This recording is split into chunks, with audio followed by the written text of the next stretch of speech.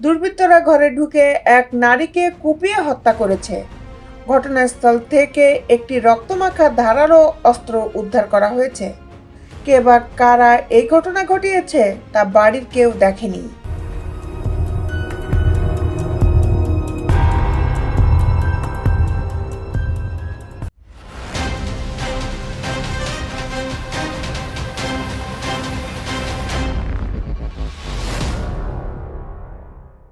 বিস্তারিত নিয়ে আপনাদের সাথে আছি আমি শামিমা সুলতানা, জাস্টিস টেলিভিশন।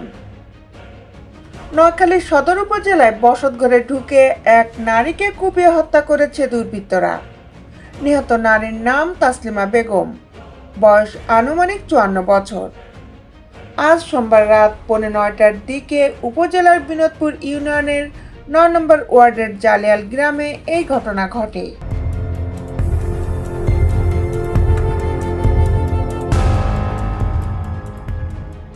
ঘটনার পরপরই খবর পেয়ে সুধারাম থানার পুলিশ ঘটনাস্থলে যায়।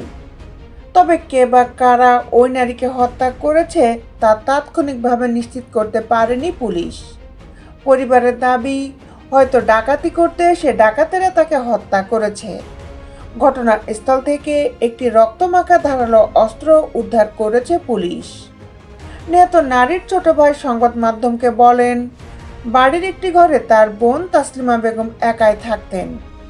আজ রাত 8:30 থেকে 9:15টার মধ্যে তিনি এশার নামাজের জন্য ওযু করে ঘরে ফেরেন।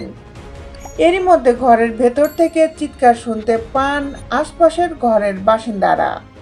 ওই মহিলার ভাই আহসানুল্লাহ জানান, প্রতিবেশীরা মুমূর্ষু অবস্থায় তার বোনকে উদ্ধার করে জেলা শহর মাইজদীর একটি বেসরকারি হাসপাতালে নিয়ে গেলে কর্তব্যরত চিকিৎসক তাকে মৃত ঘোষণা করেন। তিনি বলেন, তাদের কোনো শত্রু নেই, সবার সঙ্গে মিলেমিশে থাকতেন। কী কারণে এই ঘটনা ঘটেছে তা বুঝে উঠতে পারছেন না। হয়তো কেউ ডাকাতির উদ্দেশ্যে ঘরে ঢুকে তার বোনকে কুপিয়ে হত্যা করেছে বলে সন্দেহ করছেন তিনি।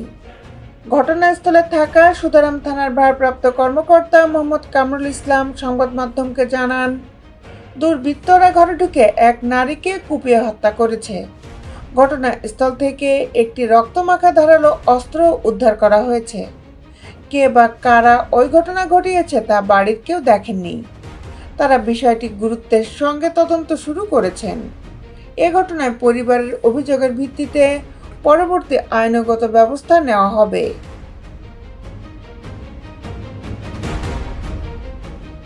দেশ বিদেশের আপডেট নিউজ পেতে আমাদের সাথেই থাকুন। Justice television, Dhaka.